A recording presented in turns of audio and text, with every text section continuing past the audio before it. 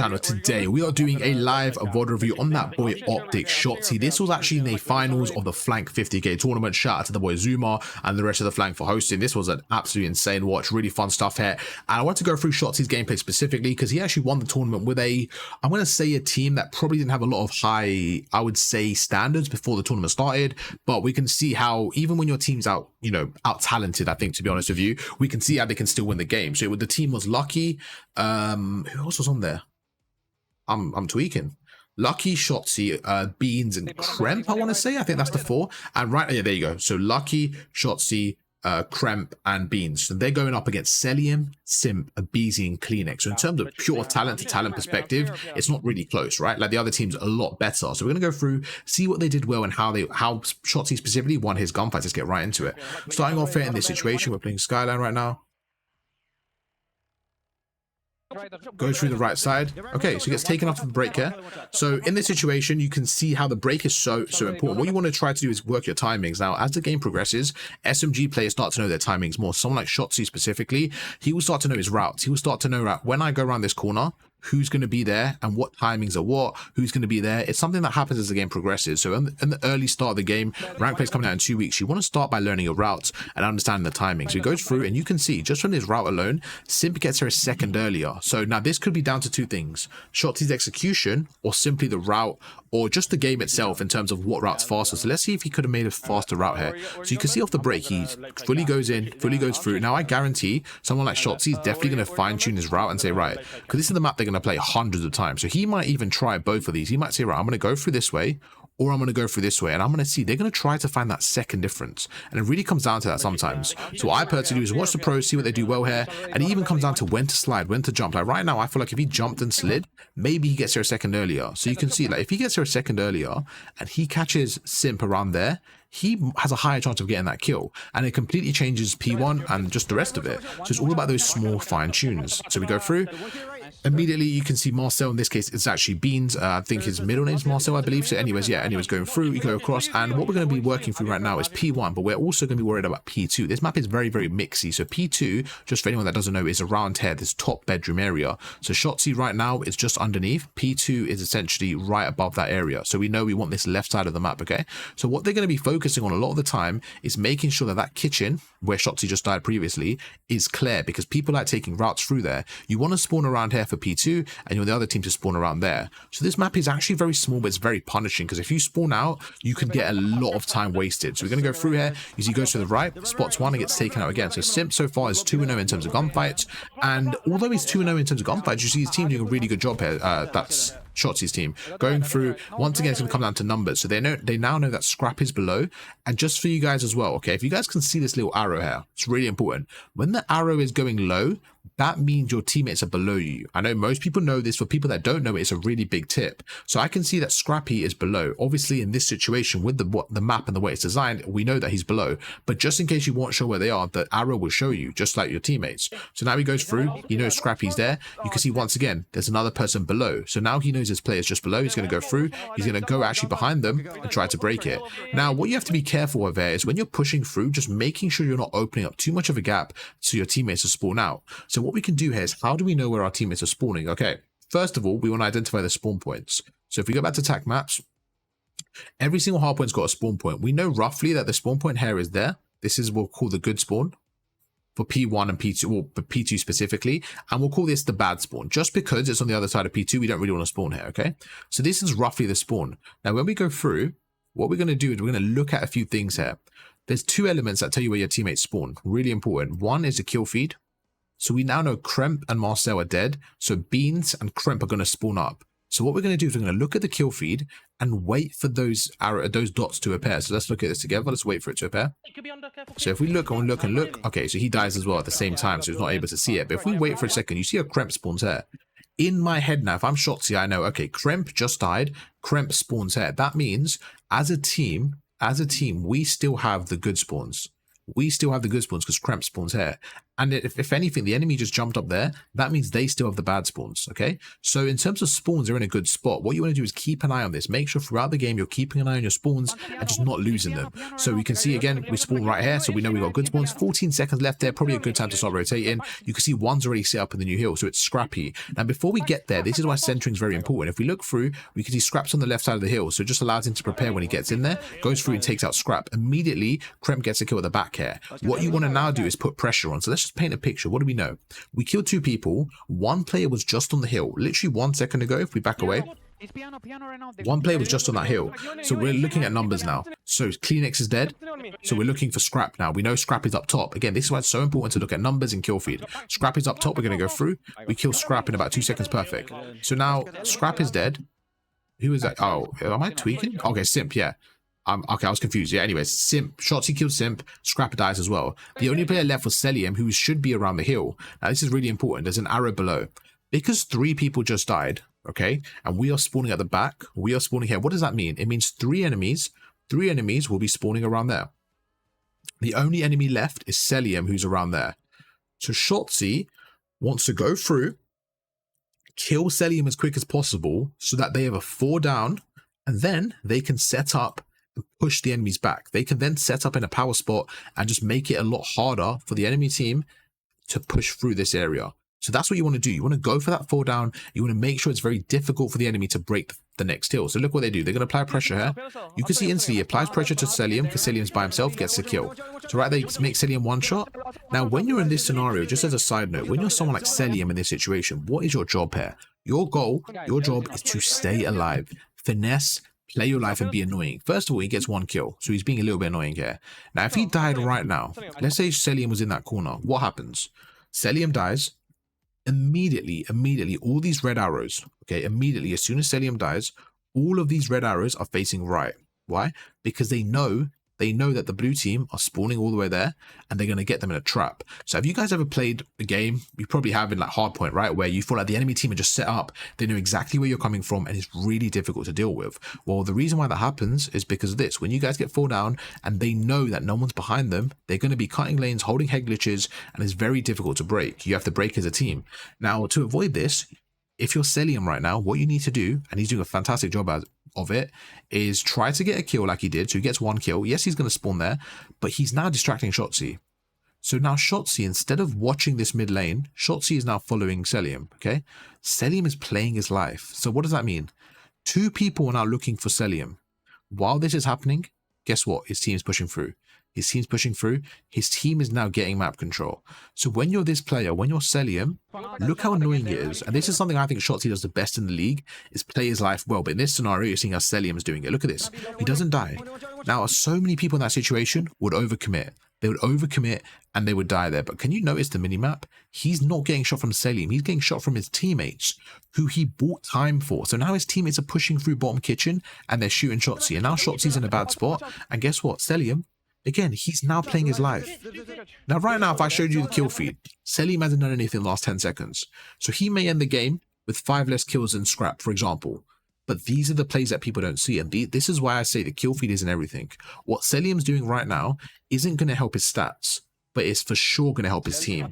Because look, he's taking his time, he's buying time, going through, making it so difficult. Now look, they have to go for him, they're trying to kill him. Now Kremp is not even on the hill. Kremp and Shotzzy are looking for Selim. They're both trying to find him. Look, he goes through, plays his life, he's waiting for him, chucks a stun. Look at that, look how much time he's wasting. He now goes up to the hill, but he's bought so much time. This whole right side would have been clear. Shotzzy would have been here already, but he's now waited. Selim bought enough time, goes through, he ends up killing Lucky as well. And now you see Shotzzy goes through, he's trying to find Selim again and has to finesse on the hill. So right there, I think Selim made the absolute god play. He only got 1 kill in that whole interaction, but it was an unbelievable effort from him just to buy time. It was a really good play. So shout out to Selim. And those are the plays we don't see on the scoreboard. Before we proceed, just going to quickly check the maps. Quickly check the chat, see if we get any questions. Sup, Bob? Okay, cool. What's going on, Yuri? What's going on, Kat? All right, perfect. So no questions so far. If you guys have any questions, make sure to ask away, and I'll get through in a second. So yeah, we're going to go through, going to proceed. We are live right now. I'm going to get Vat route. We're good. I'm going to go. So now they've lost the spawns, they're going to break it. 40 seconds left, let's see how they go through. So you see they go across, okay, so perfect. So now he's taking out 2 people, so there's 2 people in the hill at most, 1 could be holding the back. So let's go through, let's see what they do here. What you want to try to do is try to break the hill from different angles to make it hard for them. They've actually read it well. You see the last player, Selim, was on the right side. What's good, Jangles? Yeah, Selim's him, bro. I really like Selim. But yeah, going through, there's 2 people down, and now they get the trades going. So now 21 seconds left. Let's just have a think of a scenario. What is going on right now? So, by the way, Jangles, we're doing your VOD review after this. So 21 seconds left, okay? So let's reset this and think about what's actually happening. We're on P2. So we're on P2. We know that Shotzzy's team are spawning here, okay? So we'll say this is the good spawn for P2. And we know the other team are spawning here. So this will say the bad spawn for P2. For the rest of this hill now, for the next 20 seconds, what we want to do if we're Shotzzy's team, which will make red, is we want to push up map control and we want to start to set up for P3. P3 is a weird one. You can kind of hold it from either side, but you really want to hold it from the right because you can kind of trap them on the left and then you have P3 and you can chain it into P4. So a good setup for P3 for me personally is having somebody this hot tub like area there, really like solid AR with a trophy system, making it really difficult. Having somebody, honestly, you can have somebody watching over kitchen like that as well. And then having 2 people in and around the hill. For me, this is like a really difficult setup to break. And then if somebody does come through middle, the player number 4 can be a bit of a flexible player. He can kind of play in and around this area and help them out. But if you have something like this, I think it's really difficult for the red team to break in. So what you're trying to do if you're Shotzzy right now is you're not trying to get set in this trap. This is so important, okay? With the next 20 seconds, what you're going to see Shotzzy and the boys do is they're going to try to escape, push up, and at least gain map control.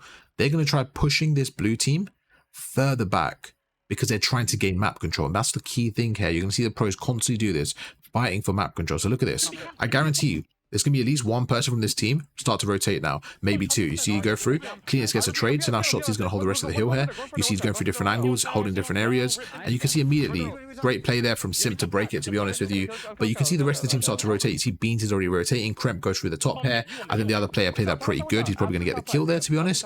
Now, this is interesting. Why did he switch classes? So, yes, he's primarily a sub player, but this is really important. When you have scenarios where certain hills are more AR dependent or sub dependent, it's really good to adapt as a team and switch your role because it just allows you to set up in a better position. So yes, instead of him being stubborn and saying, I'm going to stay as an AR, as a sub, he gets an AR and plays his role differently. It's just really important to be able to adapt. Let's say one hill needs 3 ARs, make sure your flex player or your second sub is switching to an AR. It's just really good to have that, just that kind of consistent flexibility makes it really, really good to use in the game. So you go through, let's see what Selim did here, because this was pretty crazy. This is pretty crazy. Goes through. Once again, he's standing right there, and look at this, like, he just plays his life well, does a little 1-pump and fries him. So if you really try to improve as an AR player, I would recommend watching Selim. I think he's the best player in the league at playing his life. I think we saw it a few times. He's the best at playing his life. Going through, 3 down, fantastic shots there to Kleenex. Now, something I always speak about, okay, is not necessarily getting the kill, but putting pressure on the opponent. Look at this for a second. Kleenex is 1 shot. Kleenex is 1 shot. Now, I think one thing you have to notice about the pros is they're not really that kill hungry. Most of the good ones, they're not like, oh, I have to get every kill, I have to get every kill. Look at this, for example. Kleenex is 1 shot. Now, he's not going to push this team for the next 15 seconds because he's so weak. So Shotzzy knows, even if he leaves Kleenex now, he can hold middle. Look at that, he's holding middle. He doesn't really need to worry about Kleenex. Kleenex can't physically push. Now, because his team has a time, he's buying time. You're just buying time and stuff like that, okay? So now he's going through. Now, look, just like I mentioned earlier, you want to sit in this hot tub area. You want to sit in this hot tub area because it's the best area to sit, okay? So now he goes through, he's got the whole cross through middle. And in terms of a setup now, with 40 seconds left, they have a really good setup. So what I recommended, and what I said an ideal setup is from the blue side. But what you're actually seeing is for the next wave of kills now, they're actually holding it from the red side. They're actually holding it from an area from here. So he's going to go through, and now you can see, right? Shotzy's got this crosshair. You've got 3 people in and around the hill. Just makes it really difficult for them to break it now. And this is what I mean by adapting to the situation. I still think that the blue side has a better side, but you can see how the red side are holding it. Shotzzy now has a whole of middle. They have 3 people there. If Shotzzy calls someone middle, guess what? One of these players adapts, goes through, gets the kill there. And this is why I think it's just about being able to adapt. With 35 seconds left here, they could go for 1 more wave of kills, maybe 2, and then start to process around and flip the spawns, because they still have a lot of time for P3. So let's play it out. Goes through. So we look at the kill feed now. Kill feed's everything right now. Look at that. I think that's a really, I would say kind of I think that was quite a dangerous play from Shotzzy. Kind of, I don't know how to describe this, but I think that was a bit of a dangerous play, because if Kremp just looks over his shoulder, sorry, if Simp just looks over his shoulder there, he kills Shotzzy for free. They probably get control of the hill there. So I don't love that play from Shotzzy. I think he was a little bit overexposed, and I think honestly Simp kind of got tunnel vision there in my opinion. He just didn't check that area. I think Simp should have got that kill, and probably would have been a really difficult spot for them. But he goes through, gets a little bit fortunate there, goes across. Now you see he's going for a different angle, and again, just doing a really good job of just finessing. Now this is it. This is what I meant in the pinch. This is exactly what you want to see, okay? Look what we see now. This is where Shotzzy is so good, so valuable. Goes through, takes out the first player. He now knows, okay? He now knows the whole of the blue team. He killed Simp, so we know Simp spawned back there. He sees nothing else. He sees so much fighting going on there. He now knows the whole of the opposing team are in and around this area, okay? And this is where your route man, this is where your players take the timings and say, right, for 20 seconds left of the hill, I actually want the other spawns. With 25 seconds left, I want the spawns. Now, this is really important. If P4 was around there, okay, this was P4, for example, Shotzzy would not be pushing this area because his team have the good spawns. This is a very spawn-dependent play, what he's doing now. What he's doing now is saying, right, the enemy team is there. They're all going through the front. What I'm going to try and do is I'm actually going to go around. If I can pinch them and help my teammates and clear this hill here, what I can then do is I can then spawn them out there, the enemy team. On the bad side, we then have good spawns for P4. Does that make sense? So it's all about thinking ahead, saying, right, for 20 seconds left now, I can catch them off guard. We've got 2 kills. I can break it. So he goes through. Another thing, preempting the head glitch, okay? Just anticipating this. He knows somebody might be holding the pinch here. So what do you do in this scenario? You expect, right, where do I expect them to be? So right now, if I'm playing like this, what I personally would do, I might not have the shot of Shotzzy or the execution, but I would expect somebody to be holding it from this head glitch. So as I'm going around there, I'll be preempting the head glitch. I'll be preempting the head glitch. I'll be sliding just as Shotzzy's doing. Maybe not as clean, but I'll be making sure that I'm ready for that. So you see, he goes through, takes out Simp. Now he goes for the pinch. Now with 20 seconds, he's taking his time. He ends up getting traded by Celium there. Now, unfortunately, his teammates also lost their fights. But this was very, very kill dependent. If Beans and Kremp won their fights, this is a completely different scenario. If this was flipped, Shotzzy is now waiting for his teammates. Celium's by himself. They get the kill, they trade the spawns. So this is why it's very important that you can make the right play, but if your teams aren't getting the kills, this is what happens. You see now his team doesn't get the kills. They're now on the bad spawn. So what Shotzzy wanted, he wanted his opponents to spawn here. This exact spot we mentioned, he wanted his opponents to spawn right there. So it's very important to make sure you work together, get those teams, get those comms flowing as well, and just make sure you're buying time for each other. So right now, if I was to go back in this moment, and I'm sure I was in their comms and stuff like that, and I said, right, what do you guys actually want to do here? What Shotzzy would probably say is, I kind of want Beans and Kremp to hold their angles and just secure those kills, because if they secure those kills, I can pinch it, we can just get a clean 4 down. That's kind of best case scenario, and that's why sometimes you see teams like Fades, Optic, and Thieves, right? They might not necessarily play their best Call of Duty against the lower level teams, but they might win those gunfights to allow them time. So they may make the wrong play, but win the gunfights, and it becomes the right play. So sometimes that's what happens, but when you go up against a really good team, and you're going up against 2 good teams together, you need to make sure you're playing good Call of Duty, and this is exactly what you're seeing now. We go through, so now we're trying to break it through the front. He's expecting that little split spawn. I don't think that's going to happen. Yeah, don't think that's going to happen. They're going to go through. Now it's about breaking through the front. Okay. One thing I would say right now, when you're in this situation, when you're Shotzzy in this corner, right, what is your goal here? Remember what we spoke about Celium earlier? When you're playing a Celium in that P2, what are you trying to do here? You are in enemy territory. They're going to have somebody there, maybe somebody in kitchen, somebody in the hill, maybe somebody backstairs, okay? What you are trying to do is be annoying. Most people here, the issue they have whenever I'm coaching someone in rank play, especially from last year, is what they try and do is this. They try to just slide in the hill and 1v4 the people. But the problem is then, you then die and you give the enemy team this territory. You let the whole enemy team, if you look at the map here, you let the whole enemy team watch the front of the hill, and your 4 are further back and you guys end up dying. This is where you need to be patient. So Bo's in the chat. Someone like Bo, if he's in this situation, I would expect him to say, right, my team is spawning out. Okay, cool. I'm going to take my time. If I can get 1 kill and then hide here, that is perfect. The game's all the way up to 250. You don't have to get this time right now, but if you can stop them from getting it, it's perfect. Let's see what he does there. Let's see how he plays this. So he goes through, and I think this is a really bad play. In my opinion, I don't think that's a good play at all, because he's by himself there. He goes through, he's taking a risky gunfight, and now he loses it. In my opinion, it's a really bad play, because now he's going to spawn all the way out, and you can see his teammates aren't there. I just think it's a really, really risky play. And now look, now they're spawning at the back. And this is where it's so important. Now that Shotzzy's spawning at the back, look what happens now. The red team are now here. The red team are now spawning there. The whole of the blue team, they now know they have the whole area free. They can have somebody up top there. They can have somebody in kitchen. They can have somebody there. It's very, very difficult now for Shotzzy and the boys to break it. They now have to rely on getting those kills. Now, the play, if it worked, obviously it's a high-risk, high-reward. It's kind of like it's basically high-risk, high-reward play that he did there. It didn't work there. Now you can see, for me personally, this is very difficult to break now. Really difficult. But I want you to understand why it's difficult. It's because of that depth there. I personally think Shotzzy should have played his life, maybe waited for his teammate to push up a little bit and go for a little pinch, trade effectively. But now look, now you have to go through a very difficult area. Like, it's basically impossible in my opinion. He goes across, look at this, like Selim's gonna kill him. First of all, like we mentioned, Selim's the best at playing his life, so you want Selim on those island headies. Like right now, look at this, Selim goes through, he one pumps it, fries him, takes him out. But I don't think they're going to break this hill now. You can see they go across, and look how hard it is. Even a team as good as Shotzzy and, you know, the pros and stuff like that, you can just see how difficult it is. They're going through. It's basically impossible to break because of the lack of positioning from earlier. So yes, they get a little bit more effective now, they get their trades going, but even then you can see it's still very difficult to break unless you do that, unless you world tell them. So I think this was a troll from the other team. I think a few things that was trolly here. Right now, from the other team, I think Scrap is right there. I think Selim should be providing crossfire, and this is where the pacing thing's a little bit annoying, I think, from the enemy perspective. Right now, you see three of them going here. I think Selim, if he's still behind there, I think if Selim's still behind there, right, let's just see that's the wall, and Scrap is calling out three of them in this tunnel here, I think Selim needs to slide across to that head glitch and just provide cover fire. And I think right there, they fry this whole team and this hill's done. The rest of the hill's done. But because he doesn't, you can see they go through. And now look, whoever was in the hill as well, they need to help Scrap here. Scrap is by himself. He's actually playing his life really well, but he just didn't get enough support there, in my opinion. He didn't get any support here. They go through. Like right now, look, there's three people fighting Scrap and no support. Kleenex comes in.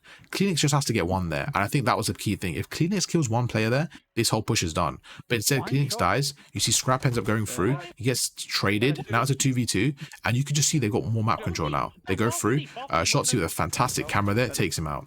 Now, they haven't quite got the hill yet, but they've definitely made it easier. And you can see we know they're coming through the back here. Once again, now it's about keeping them off it. Just keeping them off it and making sure they don't get a lot of time here. They go through. The trades go in.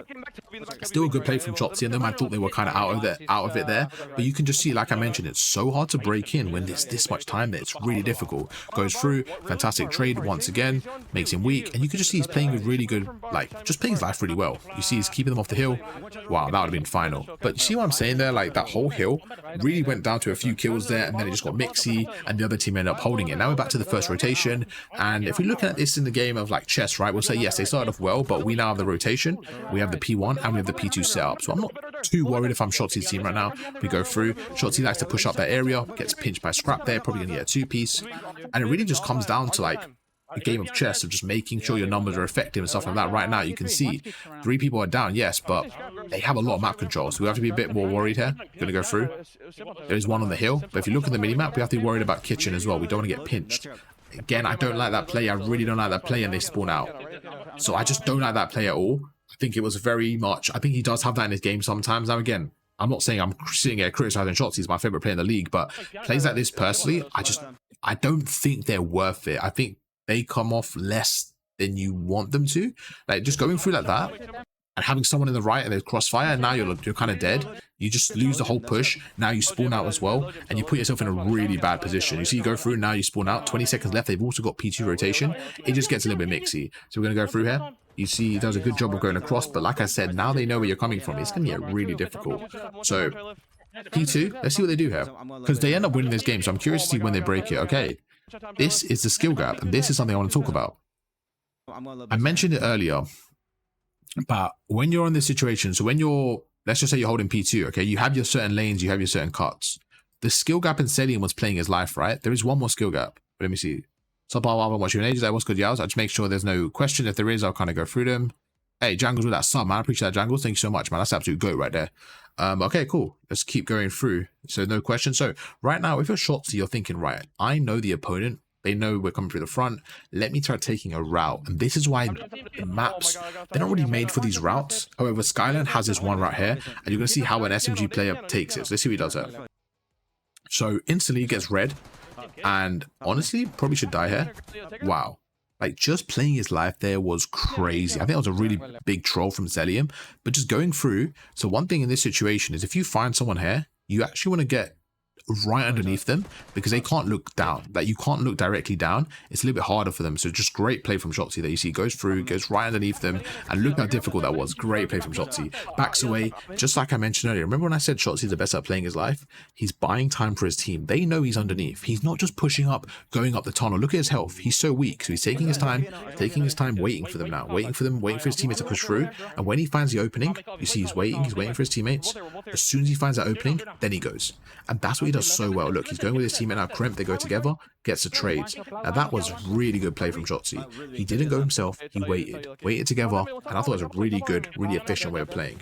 Gonna go through here, gonna get taken out. We can forward this a little bit, and we can go, like, I feel like we went through quite a lot now, so we can kind of just see when anything drastic changes, but that's gonna be most of it in terms of like Shotzzy, just the way he plays. You can see how he's finessing. I think that's what he does really good. What we just saw there is when he gets a kill, the way he repositions, I think is just so underrated. The way he is, I think people say movement, yes, his movement's like so clean, but for me it's not just movement, it's the way he positions himself. Like, there's so many little off angles and credits. Like, he's such a good smart POV to watch. If you're trying to like learn how to finesse and be annoying and smart with your movement, I think that's what you do.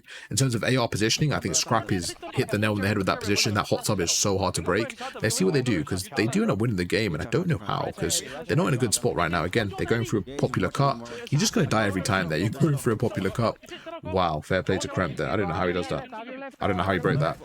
I do think this other team choked, man. Like, that's such a big choke, bro. Like, right there.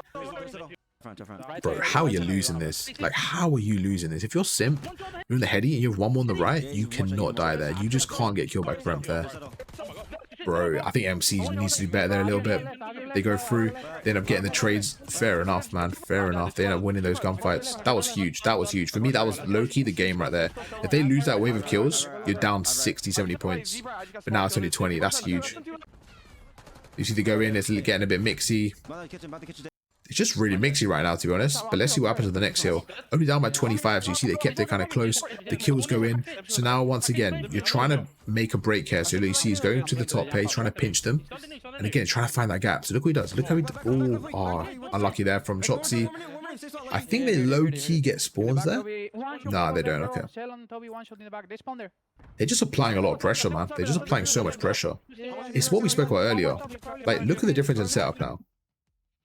The pressure that this team's applying right now is they are fighting for that back spawns right now. Like, they're doing such a good job fighting for this back spawns. Like, this area here, they're fighting for it. If you're the blue team, remember what I said earlier, what you want is this is your ideal setup as a blue team. You want someone there, you want someone in the hot tub, you want somebody up top who can watch over, and you want someone in the hill that's just watching this, basically the bottom area. This is everything. This is all you need.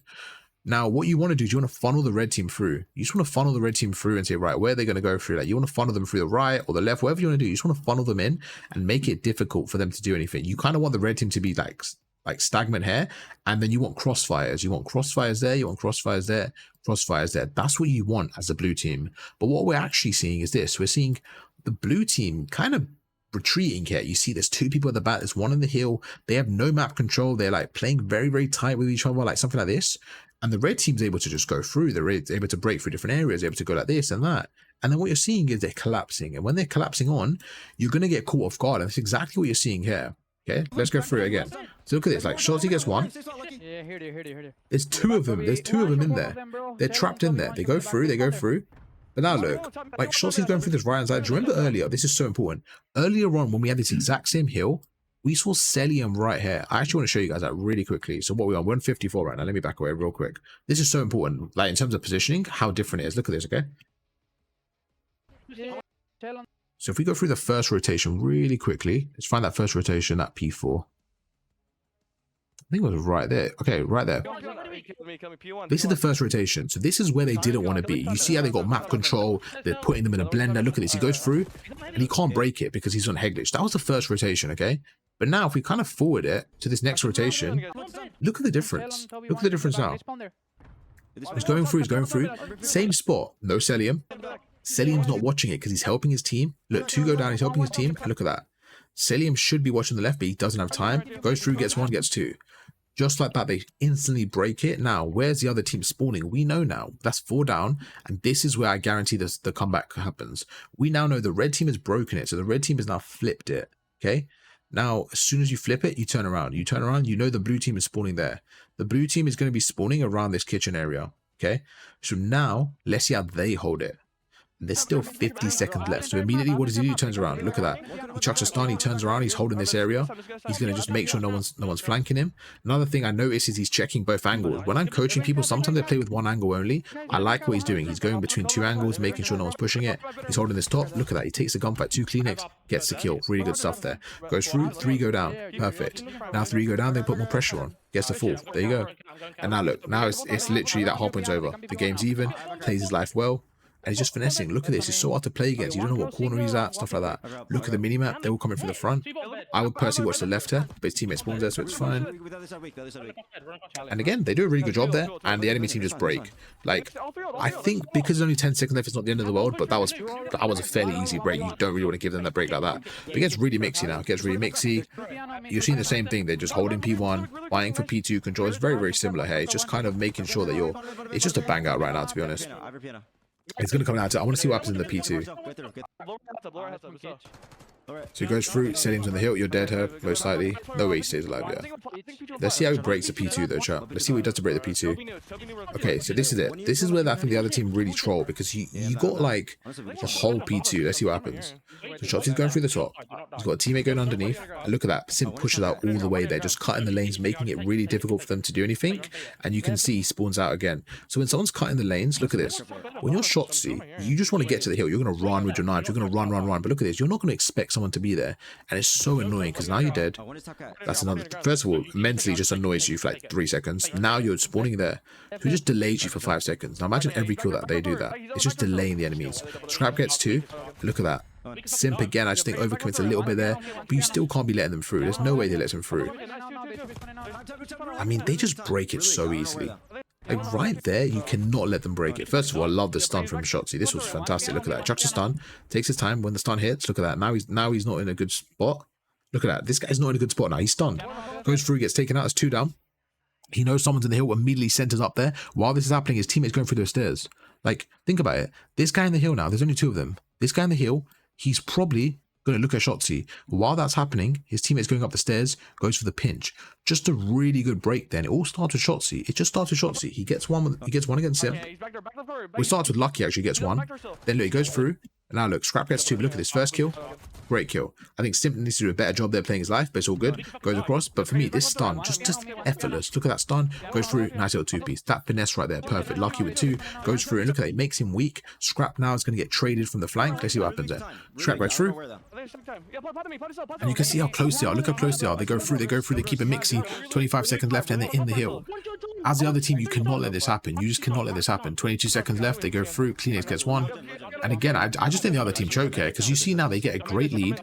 They go into the last hard point and they're up by about 15-20 seconds. Now this is, let's see what Shotzzy do. Let's see what the boys do to get back into this. So they're going through. They're keeping it mixy. They know that there's so much time. They basically can't give them all this time, to be honest. They go through. He ends up losing it. Let's see what happens now. They end up pinching the hill. Okay, so there's 1 on the left there. There's 1 perfect. There's 1 more hot tub. He goes through. You're looking at the spawns right now. We don't know where they're spawning, so let's look at our minimap together. Look at our minimap. You see that? When you look at the minimap, there's 2 areas they can spawn, okay? So they can spawn behind me or in front of me. We don't know because it's a bit split right now. You see everyone's all over the place. But look at the minimap. So if you don't know if they're spawning in front of you, if you don't know if they're spawning in frent of you or behind you, first of all, because we just spawned behind us, I'm going to assume that that's our spawn. So in my head, that's our spawn. But as soon as I see this, look at the minimap, look at the minimap, look at the minimap. Right there. As soon as I see that green arrow behind me, that tells me everything I need to know that the enemy team, as soon as I see that minimap, as soon as I see that tells me, right, enemy team's coming through this side. That's it. That's all I need to know. So now look what he does. Goes through. He now knows they're coming through there. You see? Exactly what I said. He now knows it because of that. Now it's about playing the off angles, being annoying. Look at that. He goes through, backs away. He doesn't need to challenge. Remember we said earlier, you have heal here. You get them weak, you don't need to chow. Do not over chow. So many people in this scenario over chow. Selim's 1 shot. He's not going to push you. That's fine. Take your time. Play your life. Be annoying. Be annoying. Be annoying. Go through. Your teammates are spawning on the right now. Where are my teammates spawning? On the right. So what does that mean? It means the spawns are flipped. It's all over the place. My teammates are spawning on the right. So logically, the enemy should be coming through the left. right? I can see one as well. So right now, my attention now is switched to the left. All about where my teammates are. What are they watching? Let's see. Go through. My teammates are watching that. Look at that. One pump takes out one, plays his life there. Zero does a good job. And we have spawned to the next hill. So now this is where the calculations start to come in, okay? You look at the scoreboard briefly and say, right, they need 26 points. We need 30. There's 33 seconds left of the hill. We cannot afford to give them the rest of the time here. So we need to break this hill. No matter what. It doesn't matter the rotation. We need to break this hill. So we go through. We get 3 kills. Now this is it. In this scenario, if the enemy team, they cannot lose these gunfights. But look at this. This is terrible. They lost 1. They lost 2. They lost 3. You cannot lose like that. They lost 4 right there. That right there. I don't know what happened. Where there was a lack of attention, bad setup, bad comms. As the enemy team right now, you cannot lose those gunfights. And I have to give credit to Lucky because he's won a lot of clutch gunfights. He gets one against Selim, he opens it up, they go through, and they just open up the whole map there. Kremp gets one through middle, the trades go in, goes in again, gets another one, gets 2. You cannot let them have that. You cannot give them that. Now, 21 seconds left. The opponent right now. Okay. The opponent physically cannot win on this hill. So what that means is it's going to the next hill because you cannot win on this hill either. So now what you have to do is you have to make sure that you are not spawning where Lucky is, and you are making sure that you are getting the new spawn. You want to get that new spawn. You want to make sure you're staying up for the new hardpoint as well as getting this time. So you see, you go through, and it's all about the break here. So let's see what they do. Again, I don't know how they win this because the other team go across. They should be able to win this one. They go through, they get a bit of a split spawn here. I think they get a little bit unlucky, and you see Lucky go through the right here, and it's just about breaking the hill now. Let's see what they do. So yes, you only need 8 seconds, but they have the spawns. They have the spawns. He goes through, you're playing for one. You see you're taking time, playing for one. And again, I just think the other team choked, man. I think the other team had such an advantage throughout so many setups, and they just threw it away, man. Look, credit to this team, but I think the other team really did throw that game. I have to say, they threw that game. There was so many times the other team should have won, and I think they threw it. I just think they really played that poor. I'll be honest. Like, there were so many times they had kills, and they just didn't have a good setup. So, it is what it is. Fair play, man. Shotzzy and the boys win that game. Really good stuff there. You see the boy drops 45 eliminations. Absolutely insane stuff from that guy. Let's see what Cillian's play of the game was, because that guy was shooting there. That guy was such a hard target to hit all the time. Oh, that's when he was behind them. But even that, great shots, takes out 2, goes through. You see how they break the P2 there. And that's gonna be it, man, in terms of Shotzy's VOD review. That was a good one, man. That guy was shooting, bro. That guy was shooting. Fair play to Shotzzy. If you look at the teams though, like, that's what I'm saying, man. Like, the way that they played, I feel like their teamwork was on a different level. Like, they were breaking kills, team 2, when they probably shouldn't have. But the other team, bro, they had setups and they were just dying. So I don't really know what went wrong there. But hey, it's what it is, man. YouTube. Hope you guys enjoyed the video. If you guys did, make sure to drop a like, subscribe to the channel, and I'll catch you guys for another breakdown tomorrow. Peace.